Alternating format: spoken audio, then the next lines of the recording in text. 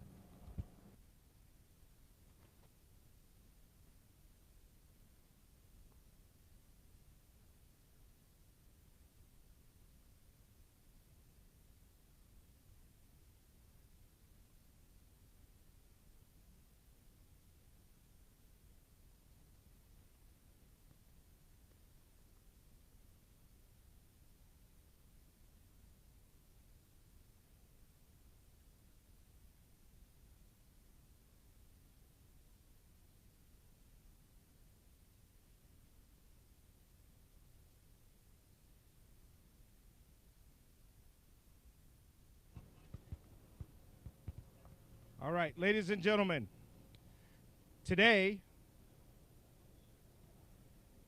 we have some of our senior leaders here to speak with you. The Commander for U.S. Army Europe, Lieutenant General Christopher Cavoli. The Joint Support Enabling Service, Lieutenant General Martin Schalais. Commander of the 21st Theater Sustainment Command, Major General Christopher Mohan. Department of State Consulate General from Hamburg, Mr. Darian Atkins. Commander of the 104th Logistics Support Brigade, British Army, Brigadier Jonathan Chestnut. So these gentlemen will speak to you. And then, again, as I mentioned before, we have additionally the 598th Transportation Brigade Commander, Colonel Jen Pak, 16th Sustainment Brigade Commander, Colonel Scott Kinber, and the commander of the 2nd Brigade Combat Team of the 3rd Infantry Division, Colonel Patrick O'Neill, will be available after we're done with this session to speak to you if you have additional questions. Right now, General Cavoli. Ladies and gentlemen, thank you very much for being here today. We're very excited to have you. We're also very excited to be here in front of the Ark, and we are unloading the 1st Brigade of the of Defender 20, which is an exercise that we have planned with our allies to practice and to rehearse the deployment of large numbers of American soldiers with equipment to link up with our allies, in this case 18 different allied nations in Europe, and then to proceed to exercises throughout the continent. So what you're looking at right here is the Ark Endurance, which is unloading a brigade combat team from the 3rd U.S. Infantry Division from Fort Stewart in the state of Georgia. Colonel O'Neill is the commander of it right there. He is going to proceed from here onward to training events throughout Europe. We are bringing thousands more soldiers over there this summer, and we are doing this to exercise our ability to reinforce NATO and to establish collective defense for the alliance. This is a defensive exercise that requires whole of government participation from all of our allies, and no better example could be here than my good friend General Martin Schelleis, who commands the German Joint Support and Enabling Services, which are critical to our ability to proceed with this exercise. Thank you very much, General Carboli. Guten Tag, auch von mir. In my capacity as Chief of the Joint Support Enabling Service in Germany, I'm also the National Territorial Commander, and as such responsible for the coordination of the host nation support of in a whole of government approach of Germany to the Allied forces. The arrival of the first ship marks the beginning of the main phase of the deployment, which is actually the center of gravity of this whole exercise. Germany, the Bundeswehr, will be participating in 2 ways. One with troops during the actual exercises, which will take place in several training grounds in Europe, and also second with the support of the deployment, as you can see here. This is a good sign for not just for the alliance solidarity shown by the Americans with the biggest deployment in 25 years. It's also a good sign from the European allies and Germany that we support this because it's in all our interests, collective defense of Europe. And Defender gives a good impression what the role of Germany in a collective defense scenario will be. First, participate with troops up front, wherever that is. And second, make sure that the Allied reinforcements through Germany will be supported seamlessly. Thank you very much. Guten Tag. My name is Darian Akins. I'm the U.S. Consul General out of Hamburg.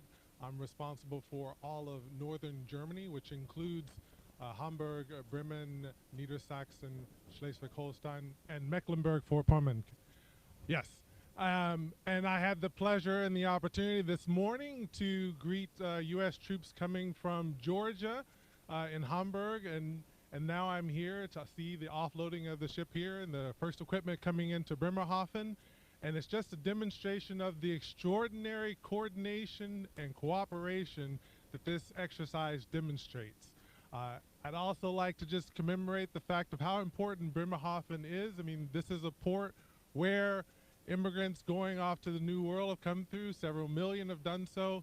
It continues to be important about the partnership and the friendship that we share and that we demonstrate on a daily basis. And this exercise also demonstrates that partnership, that friendship, and that alliance. Thank you very much. Generals, ladies and gentlemen, my name is Brigadier Joe Chestnut. I command the British Army's Theatre Enabling Command, which is 104 Logistic Support Brigade. Right now I've got about 500 troops positioned in Belgium, in the Netherlands, in Germany, and in Poland. I've got port operators working in Vlissingen and Antwerp. I've got recovery specialists all the way along the central corridor through Germany to the Polish-German border. I have recovery mechanics, I have medics, I have police, and I have heavy equipment transporters which are moving Army pre-positioned stock M1A2 Abrams from south to north in support of the US Army. I've traveled across 15 sites that I command, and I've seen collective endeavor, collective readiness, and a will to succeed. But I've also seen strong partnerships and strong friendships.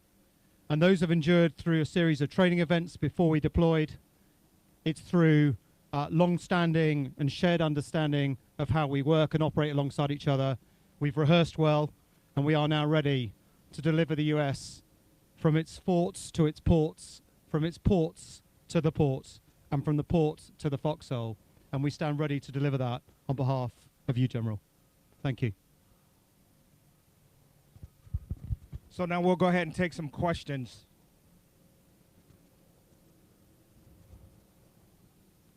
Sir. Do the tanks will be debugged by German drivers or American drivers? He wants to know if the tanks will come off by American drivers or German drivers. In this case here at Bremerhaven, it's German drivers who are part of a company that is U.S. and German that has been operating here for many, many years and operates with commercial contractors here to do the stevedore work. In other locations, they are Army drivers, but here in particular, they are German drivers.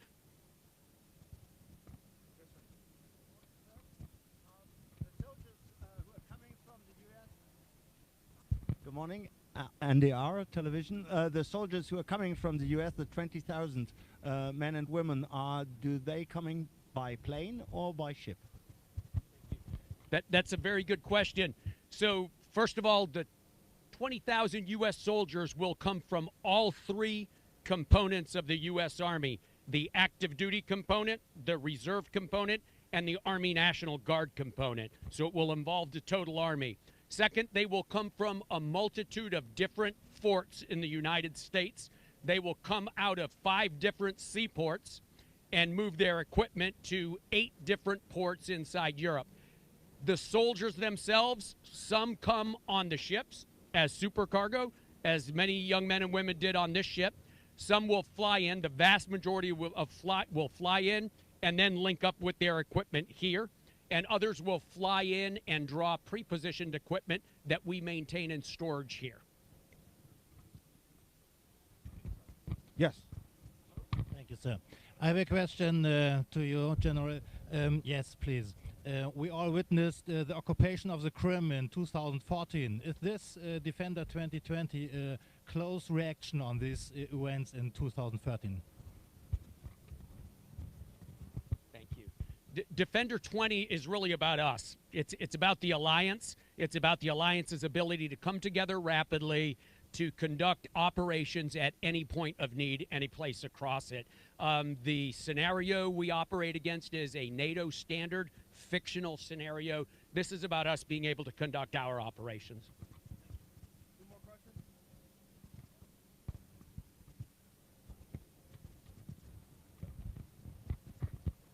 A question for the Brigadier.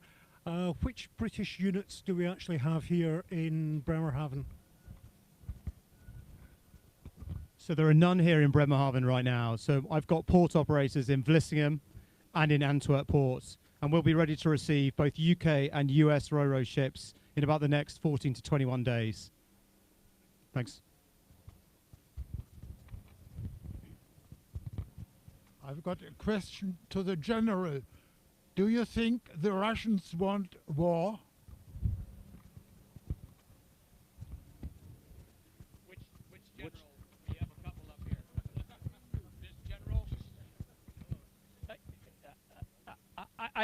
Soldiers don't think about that. Soldiers think about capabilities, and we think about what we need to be able to do, and what other people are able to do. The intentions we leave to our political leaders who guide us in terms of policy. This exercise is about capability. It's about our capability to move a force onto the continent and with our allies to link up and perform whatever level of operation is needed, and with our allies to be able to transit quickly to any point of need. So I understand your question, but this is really a military exercise. Okay. Ladies and gentlemen, thank you very much. All right, we'll do one more question. Okay, go ahead. Only one question, also to you, General.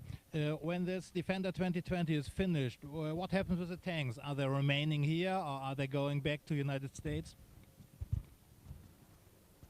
Thank you. Another very good question. Obviously, if what we are practicing is moving from port across the ocean to a port, that works both ways. So the act of returning all of this equipment to the United States is a part of the exercise as well and will produce benefits for us as well in both directions. The short answer is yes, all of this goes back to the States at the end of this exercise. Okay, again, ladies and gentlemen, thank you very much. And as I mentioned previously, we will still have some folks out here a little bit later on as you move from this location to get some additional footage, and they will be around to answer some additional questions a little bit later on. So thank you very much, and we'll go ahead and get everybody started. Go ahead and break down, and then we're going to go ahead and move down so that you all can get some of that equipment that's coming off the vessel. But we need everybody to go this way, head in that direction. Thank you.